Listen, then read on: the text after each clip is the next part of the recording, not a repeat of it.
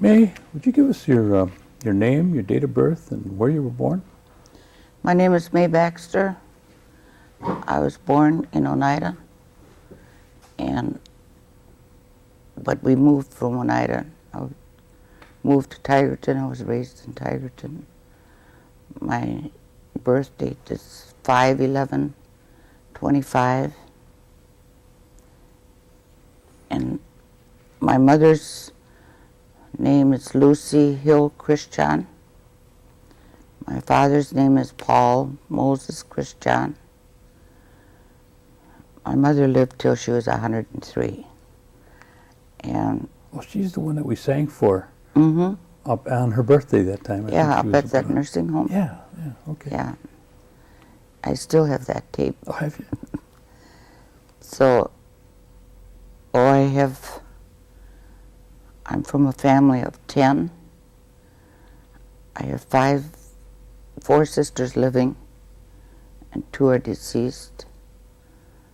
My sisters are Anna John, Maria Hinton, Eva Cornelius, Rosetta Huntington, and Amos Christian is my only living brother, and I have Vernon and John who are deceased. Now, you said that you were born in Oneida, and when did you move up north? We moved shortly after, I was baptized at the Immaculate Conception, and we moved up north shortly after that. My father got a job at the Tigerton Mill, and that's where we stayed. Where were you in the 10 children? Were you in the middle or? I'm next to the youngest. Next to the youngest, I see. Rosetta's the youngest. So it was shortly after that you were born that you moved up there? Yes. So the rest of them were all... The rest were Anna, Maria, and Amos, I know were raised here. And Eva and Elizabeth and Vernon, Rosetta and I were raised up north. Can you tell me what it was like when, to the best that you can remember, I'm sure you can't remember Oneida when you were, before you moved up there, but about how old were you when you moved up to? I was a baby. Oh, you're a baby. So, when do you begin to remember the area up north in Tigerton and Bowler? What was it like up there? Well, thinking back now, it was like a wilderness. Like we didn't have the superhighways we have now. Most of the people didn't have cars. Wherever we went, we walked. And we were sent to the Wittenberg Mission for school. And I was about 4 years old. I remember Mrs. Pelado up there. She was a matron. And she said I didn't go to school much. I was her tail. Maybe that's why I'm so smart now. But I remember going to school there. Later, we were sent to Neilsville, Wisconsin. That was a Winnebago boarding school, government boarding school. And I went through school there. And that was hard, not seeing our folks all the time.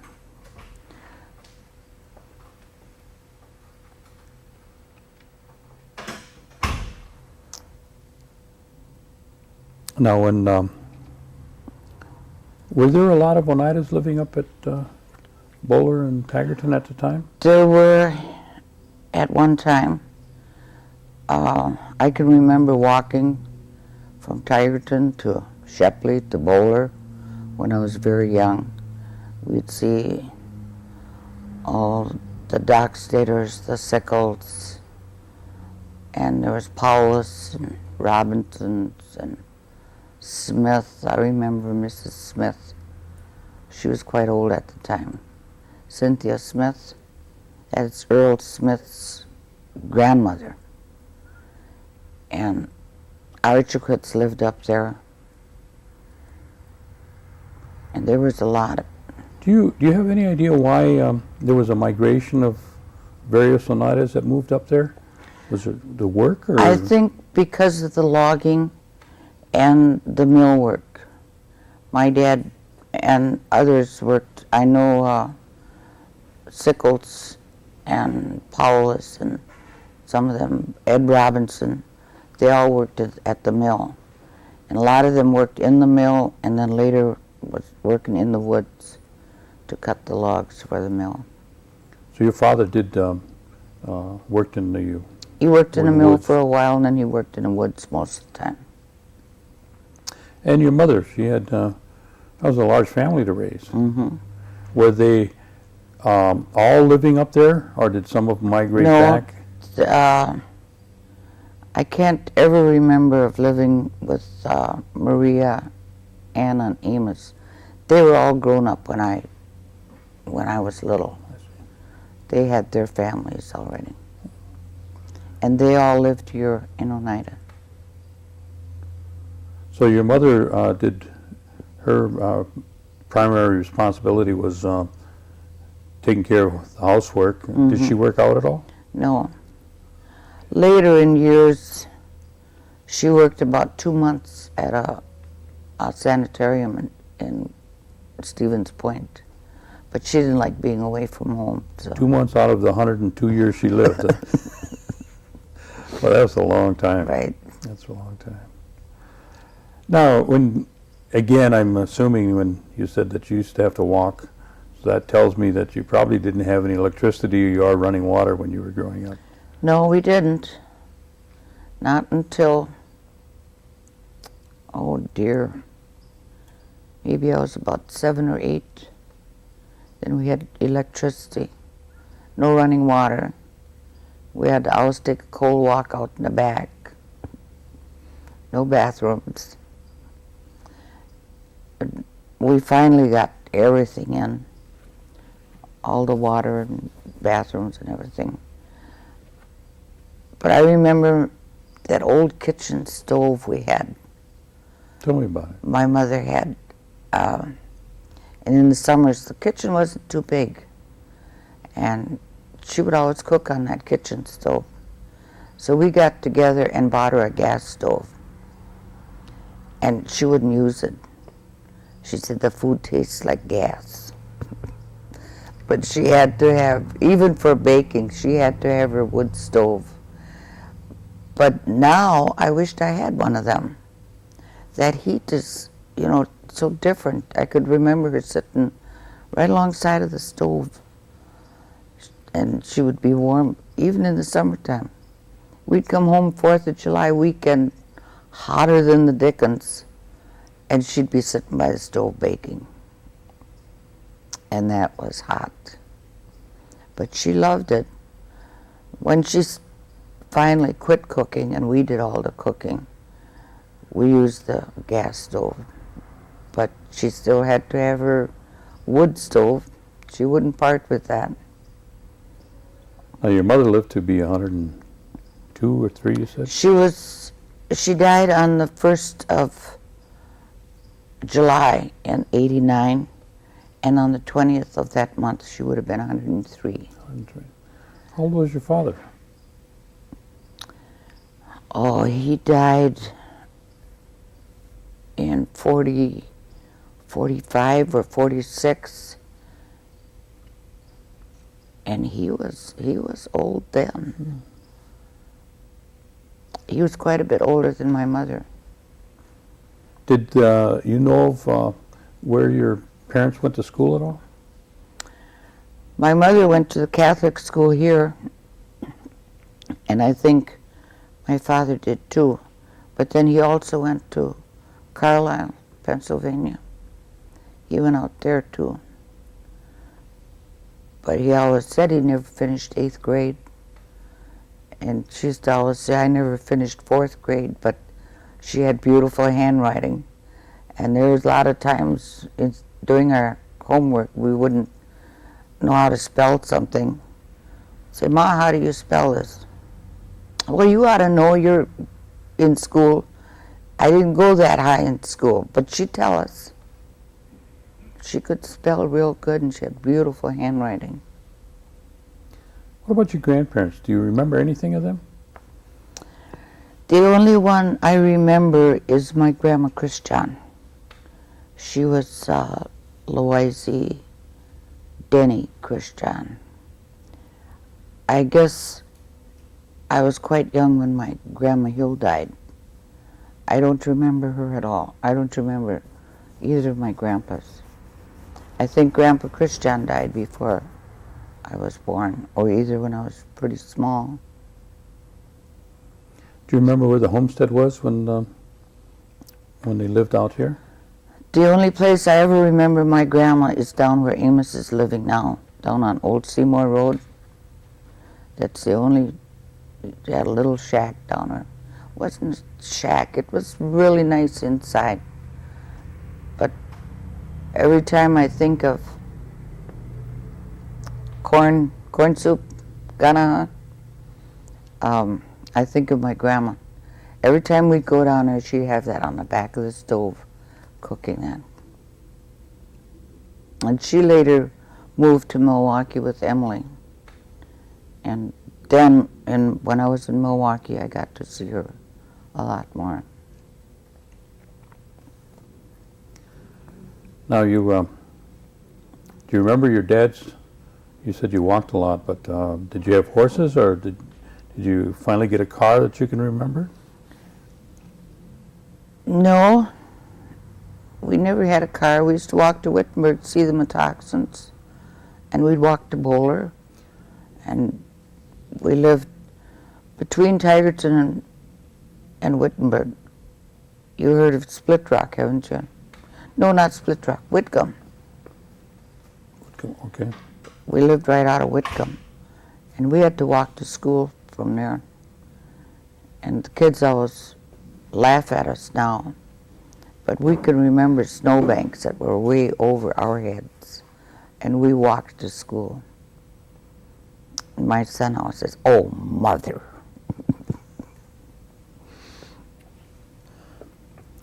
Tell me what would be a normal day for you in terms of, did you have chores to do in the morning before you went to school? Oh yes, we had to do our housework. We had to help in the house, make our beds and stuff, and we didn't have no vacuum cleaners or carpets then either. We had bare floors. And on weekends we had to scrub those floors. And we never felt like it was a chore. That gave us something to do. And back in those days, we didn't have toys to play on. We had a rope hung over a tree for a swing, and that was our playground. And we had old tires that we used to push up and down the road, race up and down the road, and and we'd kick cans, see who could kick cans the furthest. Stuff like that. We had a ball. You don't see kids doing those things these days. Did you celebrate Christmas? Yes, we always had a real nice Christmas. Tell me what a Christmas would be like. The one that I remember, that I think the most of, we went in horses that time.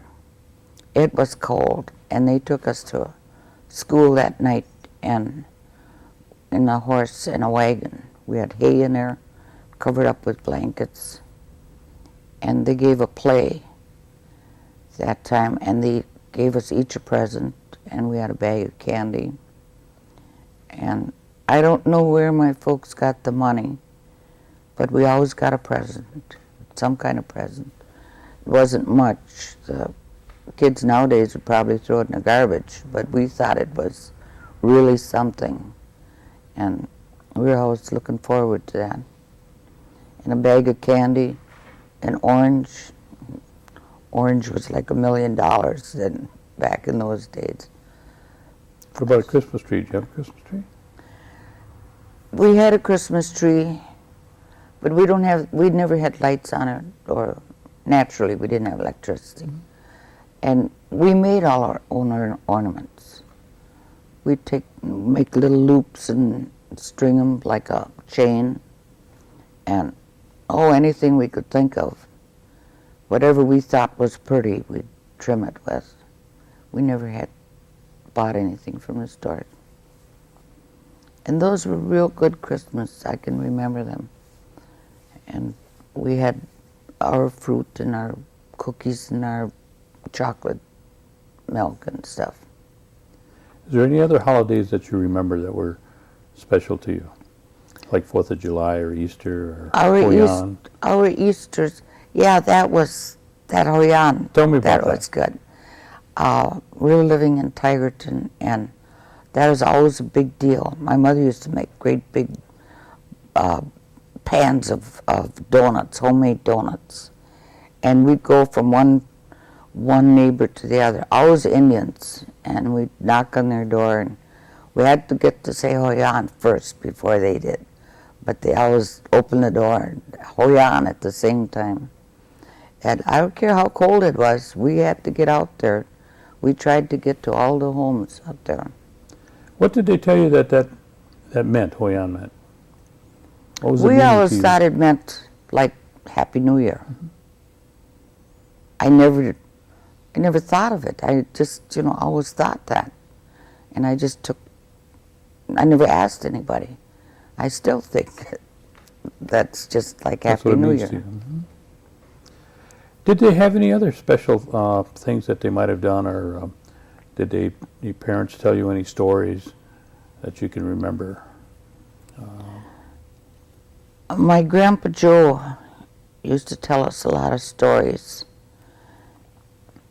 and about different Indians. And we'd sit up at night for hours listening to them. And I often wished back then we had tape recorders, because I don't remember a lot of those stories. Do you know of anybody that might have made any kind of recordings of that, just writing the stories down somewhere or within your family? No, but my sister Eva Cornelius remembers a lot of that. She was older than we were, and a lot of times we didn't pay too much attention to, and I wish now I had. But another thing we used to look forward to, they used to have square dances, and we'd walk for miles just to go to a square dance, and we'd sit and listen to them play and watch them dance. And of course, as kids were running around outside playing hide and go seek or whatever, and we'd be walking home early in the morning, tired, but we were happy. We got to see all the other kids that we don't usually get to see. That was a big deal. Who'd be playing for the music? Do you remember who the players were? No, I don't remember. There was a dock stater that played, but I don't remember who the rest. They would have these fiddles, and oh wow, they would. Now there's so many times I wish that we really had tape recorders back then, because they didn't have no sheet music. They just taught themselves. Right from their head, right? Mm-hmm. What about a wake? What would a wake be like compared to today, compared to when you were growing up? Well, that was, our wakes would go like 3 days, 3 nights in a row, and it was just all night long. And the singers would sing all night. And we didn't know what they were singing about. I never learned the Oneida language. By the way, I did learn the Winnebago language, though. I got punished so many times for speaking the Winnebago language. And if I had known the Oneida language, I suppose I would have gotten punished for that, too. Now, these 3-day wakes, were they, is that a Christian way, or was that a Winnebago way, or an Oneida way? That is Oneida way. 3 days. Mm-hmm. Okay.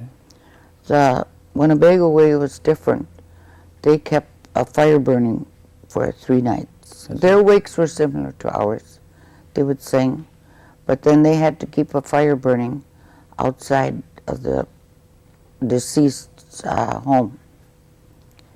But the wakes I went to, it was just like singing all night long for 3 days. And well, not too much during the day, they would rest, but at night then they would all sing again. Now these were all at, the wakes were at home. Mm-hmm. Yeah. In the homes. Okay. Now, as you got older, and you tell me about once you finished school and moved on in your life. Tell us a story about that. You didn't stay up in, or did you stay up in Taggarton? No. Bowler? I moved to Milwaukee lived with my sister Maria. About how old were you then?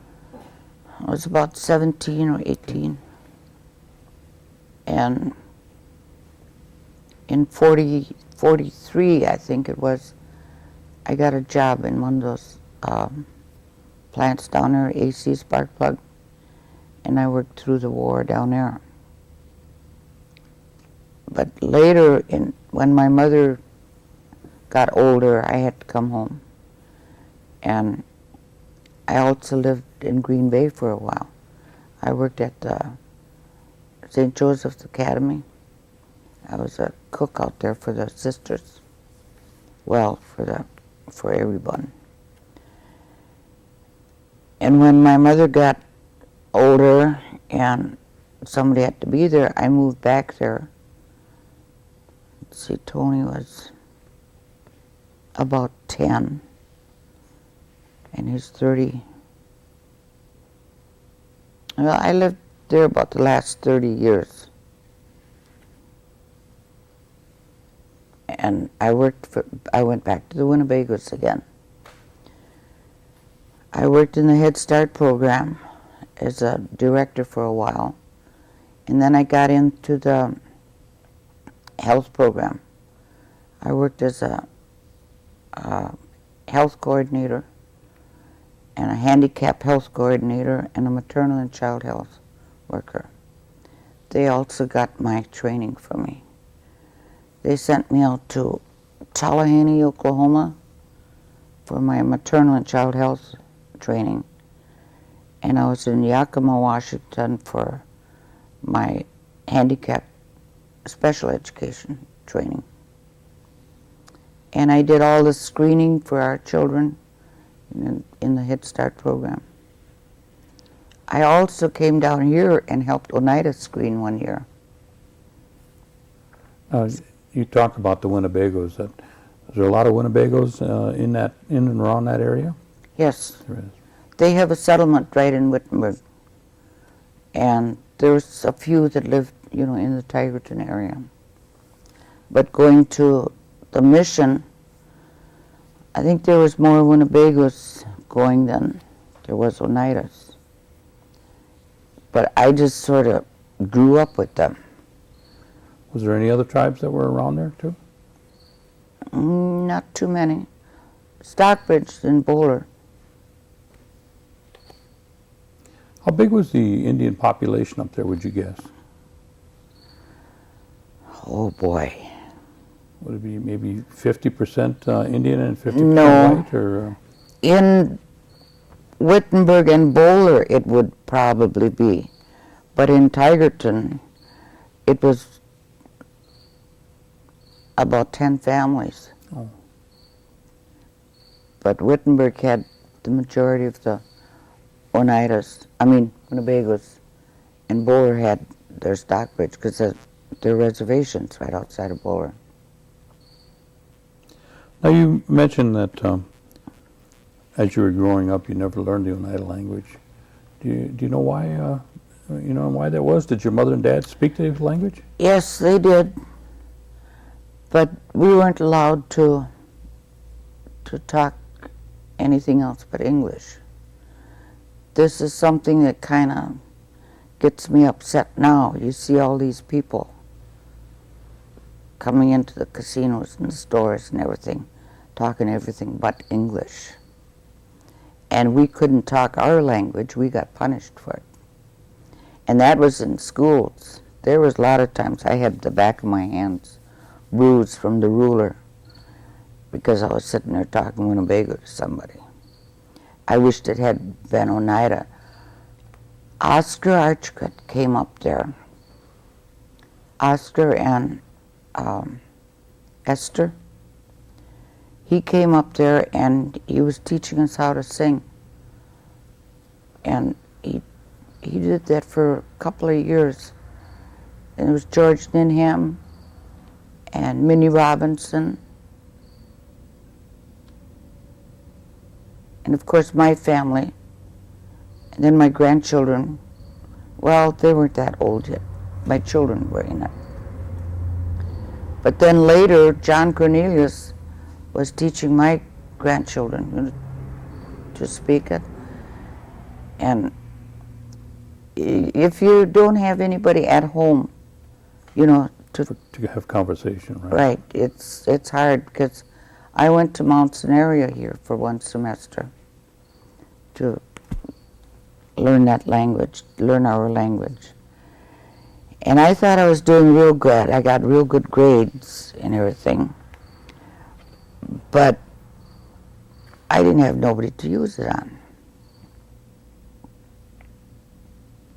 When you're growing up, did you have any exposure to like basket making or special crafts? My mother made baskets. Well, she did. She made baskets. I think that's what fed us a lot of times. We didn't have money, and she would make baskets. I wished I had saved some, but she taught my sister and I, Rose and I, to make baskets. We made the little Easter baskets, and we sold them for 10 cents a piece, and that would be our Easter money. I went to try and buy a basket, a little Easter basket. You wanted $12 for it. It's a lot of difference from 10 cents. But we thought we were making money. One other thing that stood out in my childhood too was Jake Smith. He was an elder, and everybody sort of looked up to him, like for our ailments or anything. We didn't have the money to go to the doctor. We'd go to Jake Smith. And another thing he did, in the summers, he used to take us to Sturgeon Bay to pick cherries. We thought that was really something. We got to ride in a big truck. And to us, that truck looked really big, But we'd go up there for the summer, for the cherry season. And that was like a vacation to us. We got to see other children, and I got acquainted with a lot of Oneidas from up there, too, that came out. But we thought that was, other people went on vacation and enjoyed themselves. We went on vacation and worked. And enjoyed yourself. And we enjoyed ourselves. But we had fun. I never regretted going up there. I did at the time because I'd have to pick one more pailful before we could go swimming. That is our big thing, was going swimming. To pay for your board, huh? Mm-hmm. We had to pick, my sister and I had to pick 2 pails of cherries before we could go anyplace. Why don't you tell me a little bit more about this Mr. Smith? You said he'd... Jake Smith? Yeah. I heard him being talked about like a medicine man, but not a medicine man, but he would provide medicines. More in herbs and roots and stuff than anything. I can remember when I was really small, my mother didn't have nylon, she had these cotton stockings, and I would lay and scream with headaches, and I would go like this with my hands, thinking that, she'd take her stocking and tie it around my head and pull it real tight. I don't think that helped, but it made me feel better. And then Jake Smith heard me screaming one day, and he came over and asked what was wrong. So she told him. I wish now I would remember what he, gave me, but he gave her something that looked like leaves, crushed leaves or something, and she made a tea out of that. And she would give that to me, especially in the evening. And he said it would make me rest. And I think probably it did, because those headaches let up. And I took that tea for a long time, and I don't remember what it was. And later in years, when they was going to the doctor, they found out it was migraine headaches. So I think that's probably what I had back then. He told my mother not to give me any dairy products. So when I went to the doctor when I was in Neilsville, and they took us to Toma, at that Indian hospital, and they told me there not to, they couldn't feed me eggs or dairy products. And I really don't know why, but that's the same thing Jake told my mother before I ever went to the hospital. So I don't know why. I think the people here are picking up on a lot of that. And I would like to go over there and see them, because I think maybe I could get back into that, whatever it was I was taking. I think there are some people that are working on that, like you said. Sherry Elm, I think they said. Mm-hmm. Is there any medicines or any herbs that he used at that time that you can remember that you still use?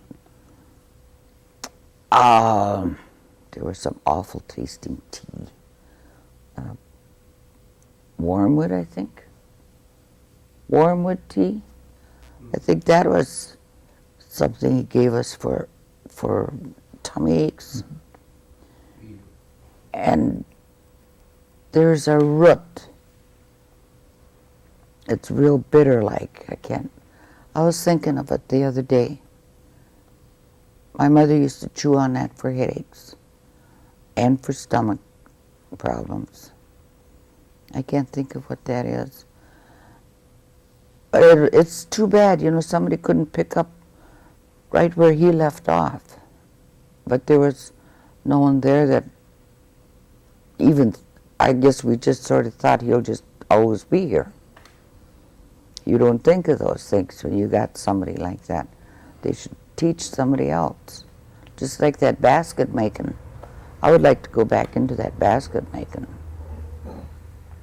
But right now I don't know who the resources would be to contact her. Because I think I could still do it. That's something that the Oneidas are losing. The Winnebagos still have that. That's still pretty strong, isn't it? Mm-hmm. Mm-hmm. It's real strong with the Winnebagos. But I noticed the Oneidas are losing that. Now, Minnie Robinson used to do that, make baskets. Marcella's mother, Marcella Paulus, and Lizzie used to do that. Lizzie Danforth. Lizzie Danforth. She used to too, but not too much. But her husband Willie used to whittle the handles for like market baskets and stuff. He used to sit and whittle at those handles. Do you know what kind of wood that they used for the baskets? Black ash. And I think they used willow for the handles, didn't they? Yeah. And I remember, now my son, no one spoke Indian in our home. And Willie Danforth didn't speak English. And my son was just walking, and he'd go next door he'd see Willie whittling those handles. So he'd give him a stick that he made. He shaped it into a knife. He'd give it to him, and my son would be sitting there.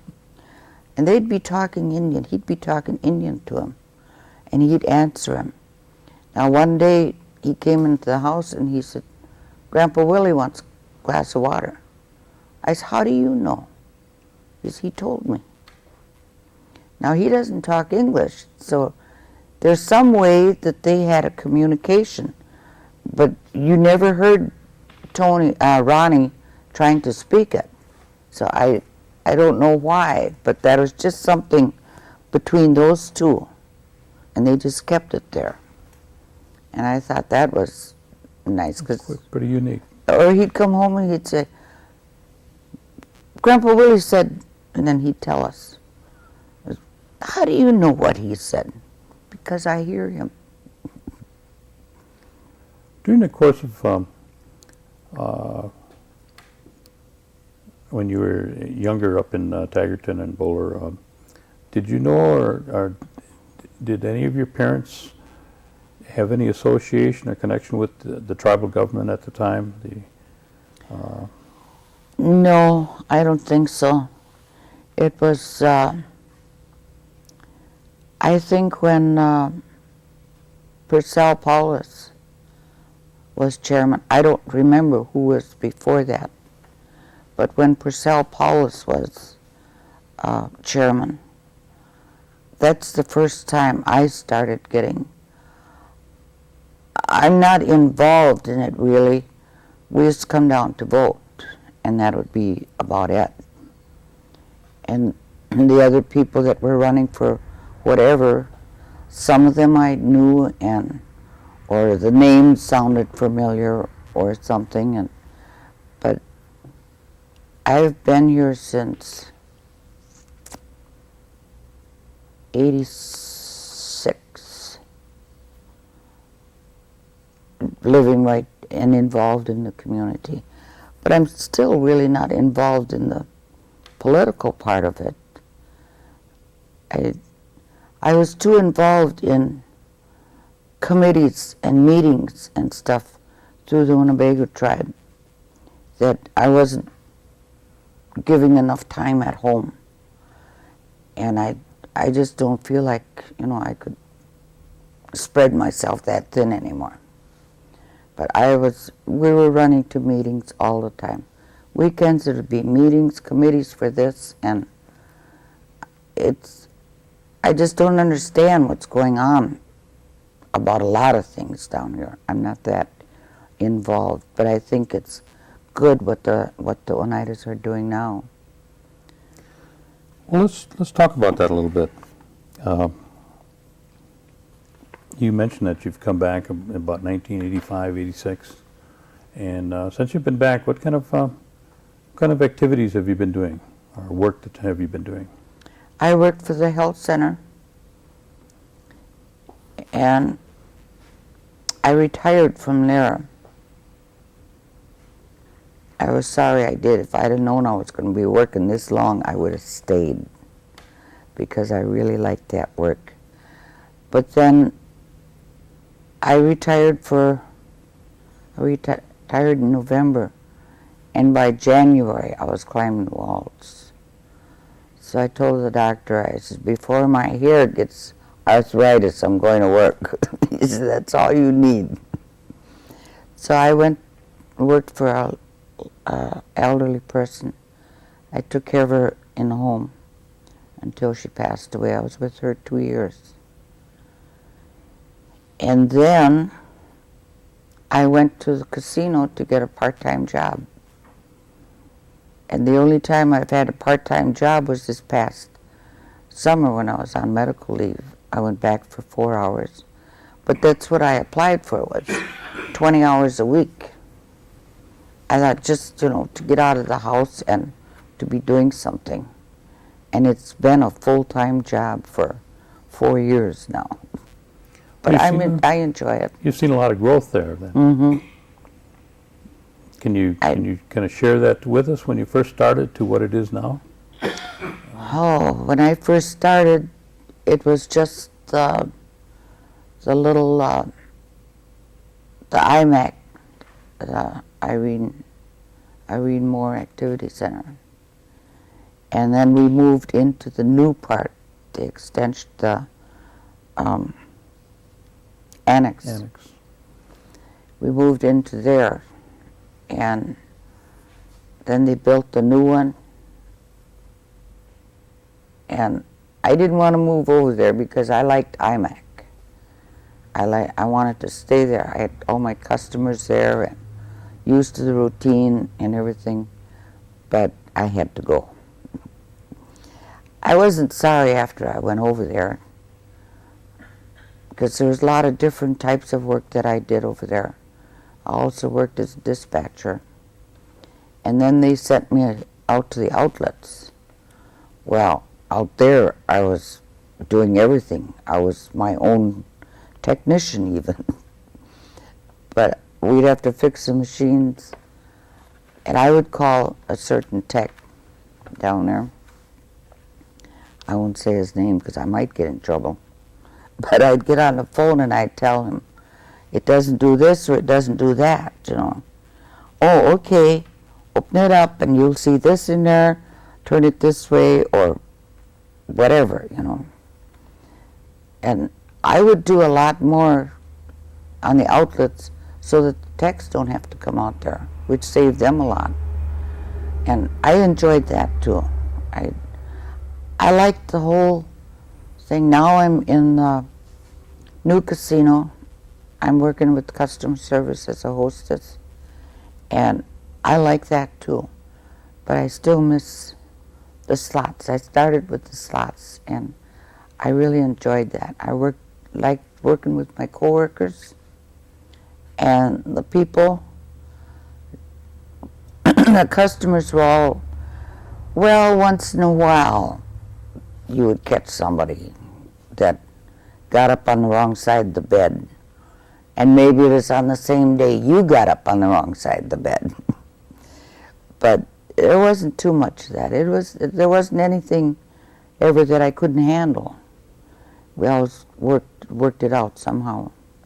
So I love working with people. I worked in the health field for most of my life. I worked as a nurse's aide and in hospitals, and I love working with people and doing for people. I think that's why I couldn't retire. Well, I don't dare retire because I got Anna, Marie, and Amos above me yet, still working, and they're in their 80s. If you had the opportunity to talk to all your children, your grandchildren, and many other children, what kind of advice would you give them for the future? What kind of thing would you share with them? One of the things I would like to see is having more respect for not only their parents but their grandparents, and getting a good education. Not only getting the education, but doing something with the education that you have, and get out and help more people. As you see, so many, I can think right off the top of my head, so many people that I know has a very good education. They could be out there helping people, sharing it with others. And there's a lot of people out there that didn't have the opportunity to get the education. Those are the people we should be helping. And there's a lot of people with real good education that's not doing anything with it. And I'd like to see the children growing up now teach them to do that, respect for other people. And we go back to that phrase, do unto others as you would have them do unto you. Always think of yourself in their place, so that, why would I do that to me? I shouldn't do that to them. I think a lot of people should do that. We'd have a lot better world. I think so. Is there anything else you'd like to share with us that I might have not covered? Well, I can't think of it right offhand, but I am going to try and go back to Mount Scenario and finish my. I want to learn the Oneida language. That's my goal. Beautiful. And I have somebody now to talk to at home. And I think we both, when he went to school, he didn't know how to speak English. Now he don't know how to speak Oneida. So between the two of us, we can learn it, and I would like to teach my grandchildren some of it to them. Okay. All right. Thank you. Good. It's a pleasure.